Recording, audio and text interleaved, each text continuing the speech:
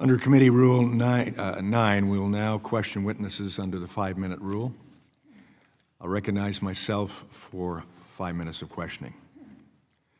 Dr. King, as I mentioned in my opening statement, in 2024, Chicago Public Schools refused to allow students from a noted religious institution, long time in Chicago, impacting the city and all through its communities in positive ways, refused to allow its education students to earn necessary practice teaching experience in Chicago schools due to their faith unless the institution would change its doctrinal policy on sexuality and gender beliefs.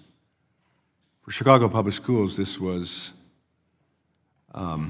intolerable, those beliefs. At least it appeared that way. You demanded that the school drop its Christian beliefs in order for its teaching candidates to gain experience in Chicago schools. Of course, you reversed your position after a lawsuit. That's unsurprising. Your position was an unconstitutional attack on people of faith. The question I have is, do you think teachers should have to renounce their Christian beliefs in order to teach in a public school?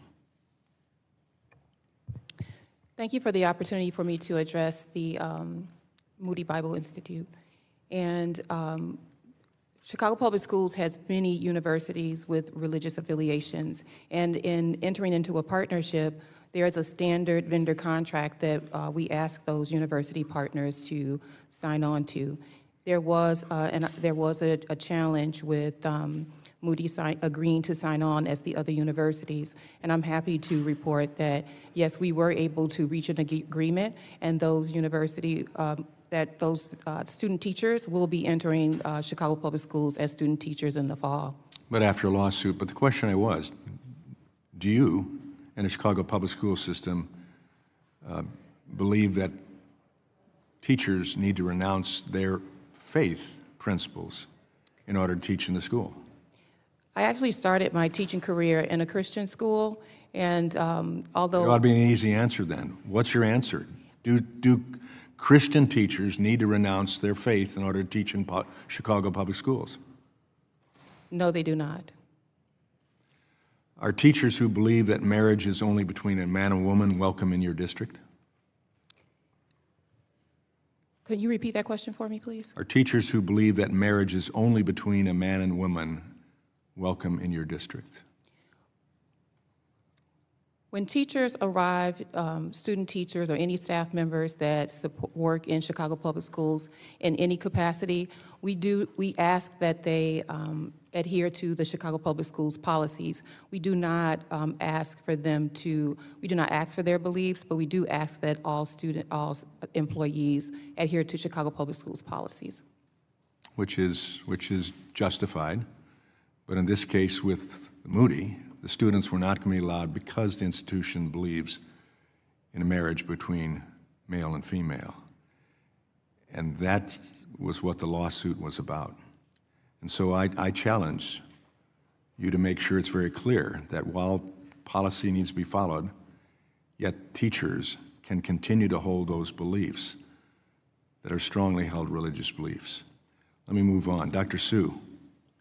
Your former ethnic studies curriculum featured a video titled, "Why is there anger at drag school hour?" and asked students, how does drag queen story hour disrupt the cycle of heterosexism for young minds? At what age do you think students should be exposed to drag queen story hour? Thank you, Congressman, for that question. I am really proud to be the superintendent of San Francisco Unified School District. At what age are students prepared for drag queen story hour? Well, we welcome all 49,000 students as they are. We support our students. We work really hard. At what age do you think it's appropriate for drag queen story hour for your students? We follow state and federal laws where we align our curriculum with state If standards. parents have a religious objection to their child participating drag queen story hour, do you allow them to opt out? Yes, we do. I still didn't get the age requirement. My time has expired. I now recognize the gentlelady from Oregon, Ms. Bonamici, for her 5 minutes. Thank you.